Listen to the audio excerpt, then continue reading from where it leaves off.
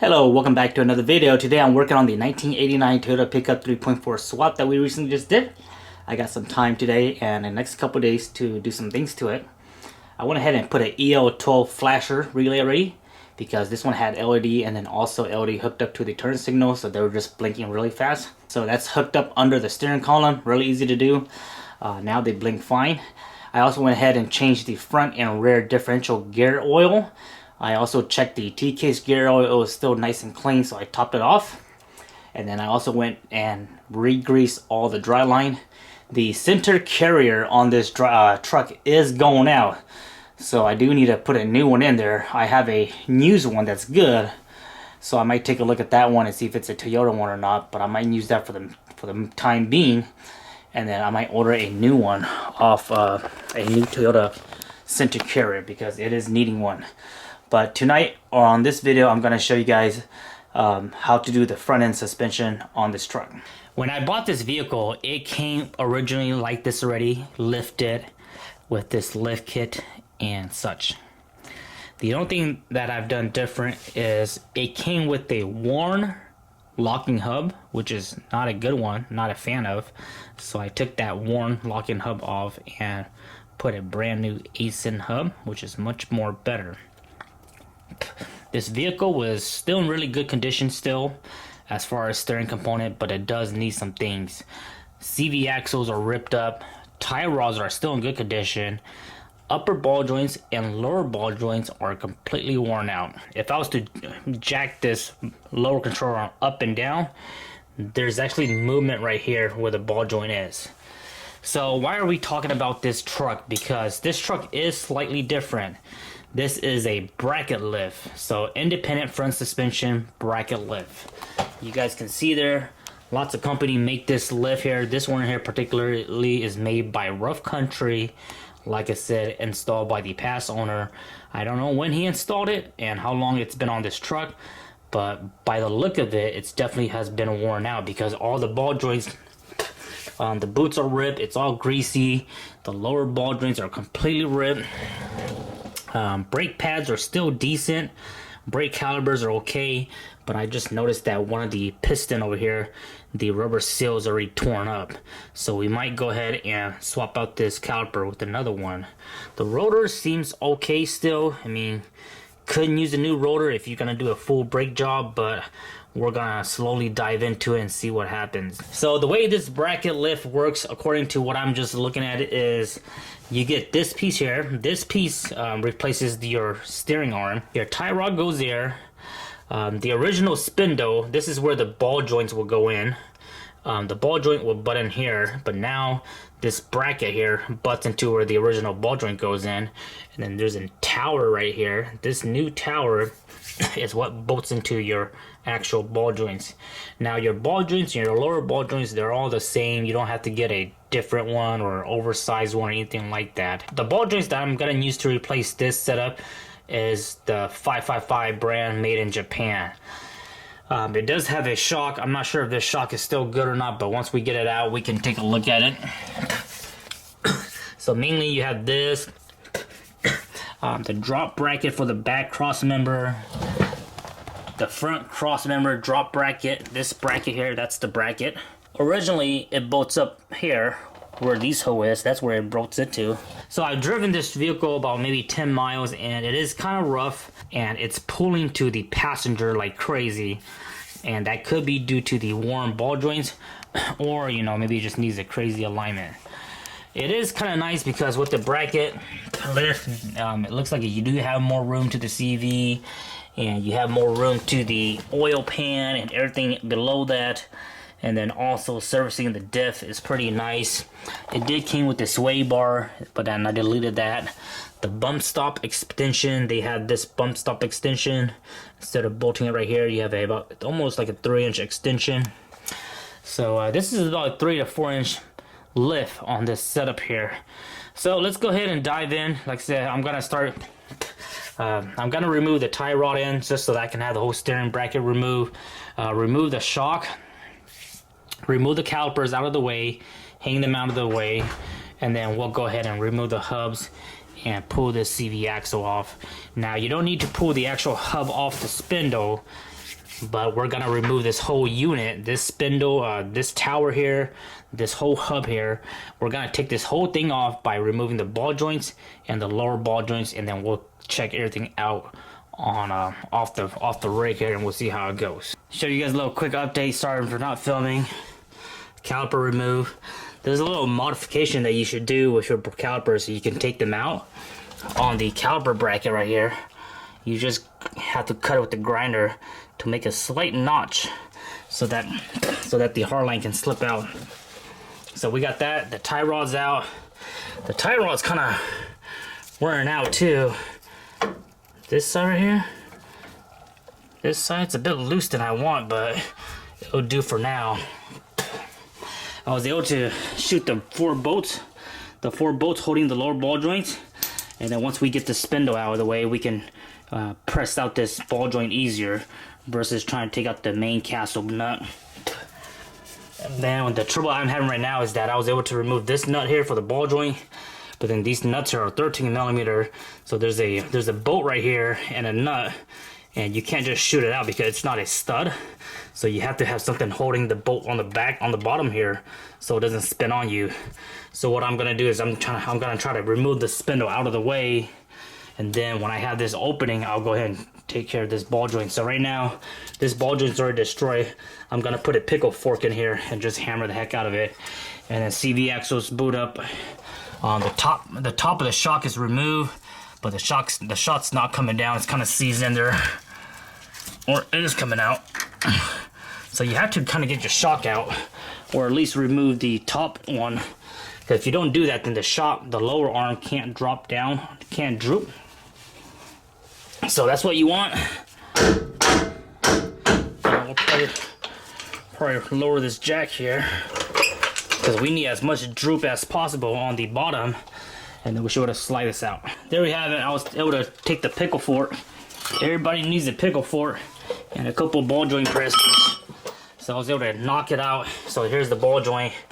Like I said, it's pretty worn out. It's all worn out, and here's the lower. And then if you look at the lower, it's all ripped up already. So I noticed that right away when I was inspecting this vehicle. And if you look at it, it's super tight, super loose, and super seized up. So it was definitely needed for replacement. I'm not sure what brand these are, but these aren't really the good ones, because I know the 555 brand aren't like this. And then here's that CV axle just completely torn off. This truck here, even with the 4-inch lift, it doesn't really have a crazy CV angles. So I think when I put a new CV in there, it should last a good amount of time with the locking hubs. Like I say, you want to keep your hubs unlocked until you need four-wheel drive. So now we'll have access to the bolts. You just gotta shoot them out 17 millimeter. Nice thing about these is that these are studs, so you don't need to hold the back of it. So shoot these 17 mil out. There's 6 of them, just like that, and then you'll be able to take out the CV axle.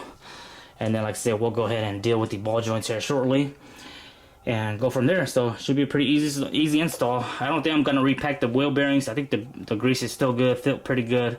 So we'll probably go ahead and repack it another time, or maybe another time when we decided, if we ever decide to do a new brake job with new rotors. You do have to remove the hubs to replace the rotors. So maybe another time when we do go that route, I'll repack it. But for now, it looks pretty good. And this is the bracket lift right here, TOYD.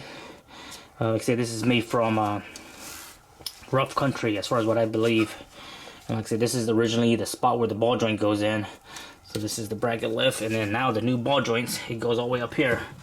So we'll get everything cleaned up nice and good, put some anti-seize, put new lower, new upper CV, and then we'll go from there. We got both of the upper and lower ball joints removed. I did have an issue with the uppers. I was able to get these 3 bolts off, but this one over here, the bottom of the head of the bolt stripped, so I had to use my cutoff wheel to cut the nut, and then after a few hammering, it came out. So we're all cleaned up, ready to go. I'm gonna go ahead and install the upper ball joint first. So I like to install the upper ball joints first onto the A-arm, and then I'll slide the spindle into here. And then on the lower ball joints, I like to install that on the control on the spindle first, and then I'll slide that into the lower control arm. Because if you do it the other way, If you slide in here first and then later on you're trying to line up those 4 bolts that goes into the spindle, it's gonna be very hard. So you're better off mounting that lower ball joint on the spindle first, sliding it in, and then on this one it's easy, just slide the control arm into the the main bolt here. So pretty easy to do, guys. This is the 555 made in Japan. If you order the Beck and Arnley brand, they're just Reeboks. So I'm gonna go ahead and put on the nipple. There's a grease nipple right here.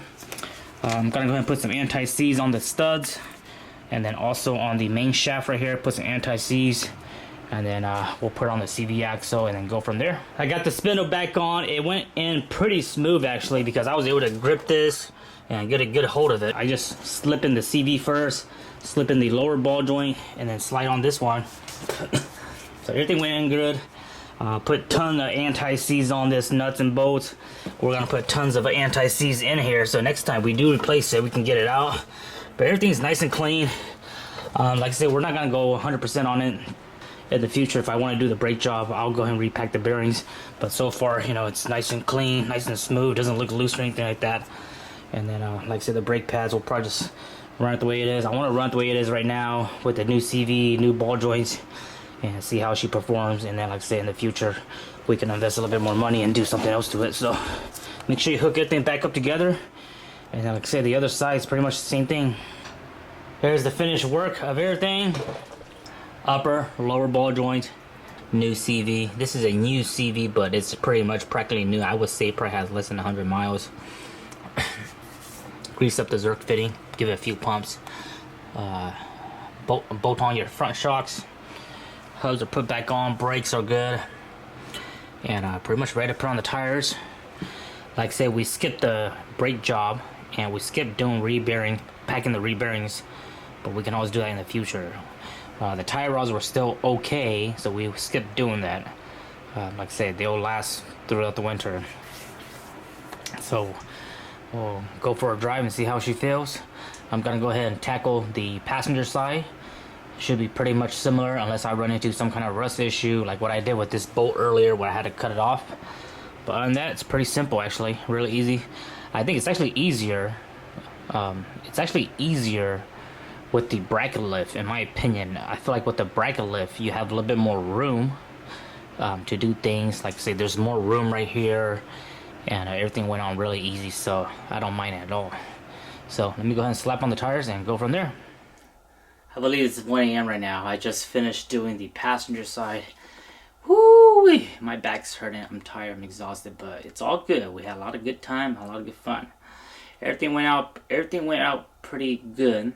And everything went in pretty good as well. I did had an issue where my ASIN hub wasn't flush with the hub, and I'm like, what the heck is going on? Like, it wasn't flush onto the wheel hub. So I ended up taking out the hub, and while I had it out, I ended up repacking the bearings because it was kind of low on grease. So I have a feeling like I might have to go back and do the passenger driver side as well. But I ended up repacking the bearings. And then I found out that on the hub, if you guys remember, on the hub, there's 6 studs that holds the ASIN hub, and then there's 2 dowel pins. Those dowel pins, they weren't pushed into the hub enough, so I took my brass hammer and just hammered it, and then the hub is now flush. The ASIN hub is now flush with the wheel hub, if that makes sense. So this side is all good. The wheel is kind of sticky, like the brakes are kind of biting onto it. It's not spinning as much, and I'm thinking that's the reason why whenever I drive it, the truck wants to pull to the passenger side, because the brakes are biting on it. So I think tomorrow I'm gonna take it for a little spin, and then I might have to remove this caliper and put in a new spare caliper. My concept behind this truck here is I want to make it reliable, but at the same time, I want to save money by using old, good, used parts. So any used parts that I have, spare parts, used caliper, used brakes, I want to use before I say, hey, let's buy a new part. So if it looks good, we're going to reuse it. I'm trying to have that third world country mentality. you know, up in Bangladesh, Africa, India, those kind of world where they will reuse the part until it's completely bad. You know, wheel bearings, reuse it. Seals, reuse it. Tie rods, reuse it. So that's my mentality behind this bill. I want to save the money and use it on other good things. But then on maintenance stuff like that, I'm just going to go and reuse good part. I'm a recycler. So that's the bill behind this. She's all done, upper lower ball joints on both sides. I didn't really check the shocks and see if they were dead, because I didn't really pull the whole shock off. I only unbolted the top of it. I have a feeling the shocks may be dead because it rides kind of rough, but again, I never driven a bracket lip IFS truck. And I haven't taken it off-road yet. Once I take it off-road and I lower the tire pressure, hey, it might be a little nice Cadillac ride. But new CV shocks, and like I said, the CV angles, they're not that bad, guys. The CV angles on this truck is much better than the CV angles on my black truck, which has a ball joint spacer lift, and that's it.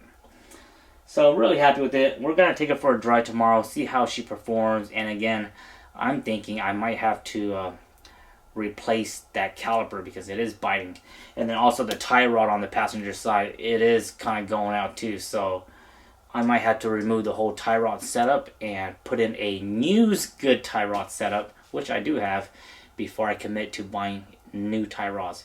And if this truck doesn't have the best alignment, it's all good, because we're not going to spend $250 to get a professional align. We're going to do our best to get it aligned as we can. It doesn't have to be perfect. I don't really care too much about camber. I care more about the toe. I want it to be toe and just drive straight. But if it pulls a little bit, it's all good. It's the Toyota pull, we call it. So that's it for today. I'll check my list on my. I have a list that I put down for Blue Yoda here. What we're gonna do. I think the next thing I need to do is button up the inside. We did got some new floor mats for the Husky floor mats, which I'm a fan of. I'll put a link in the description below. So that's pretty much it. Like I say, we don't really have to do. We did all the fluids. The truck engine does have a little high idle. I think I have to open up the throttle body again and clean it up. And then I also didn't clean the IAC, which I should have. I always do it, but this time I was just kind of in a rush to get this engine going. So I might have to pull that back up, clean up the IAC, maybe find a permanent mount for the intake box and stuff like that. But for the most part, she's kind of solid. This bumper is kind of ugly because it's all chrome and the rhino line coming off. I have two chrome good bumpers that I might just swap it out real quick just so it looks better and not all peeled off. As far as aftermarket bumper and rear bumper, we're not gonna do anything yet. I want to, like I say, I want to drive this truck and fix all the little quirks that it has before I start doing mods. Like for example, I want to put 488 on the 488 diffs on this rig. I want to put a rear locker on this rig, front bumper, rear bumper, and eventually some rock sliders. But again, those are the expensive price tag items that we want to hold off until we get this truck nice, solid, and reliable first. Because that's my main goal. Before you start dumping the expensive money, you got to put the money where it matters first, and that's reliability. You know, being able to take it on a long road trip with the way it is, without the mods and stuff like that. So we're gonna wrap up this video, guys. I hope you guys enjoy. Sorry for not putting the camera on the tripod and showing what I'm doing. It's just a lot of time, and like I said, I'm on a time crunch. I got my family, I got my kids and stuff like that. I'm staying up late for this shift, but I'm happy I got it done. We can move on to something new. See you guys next time.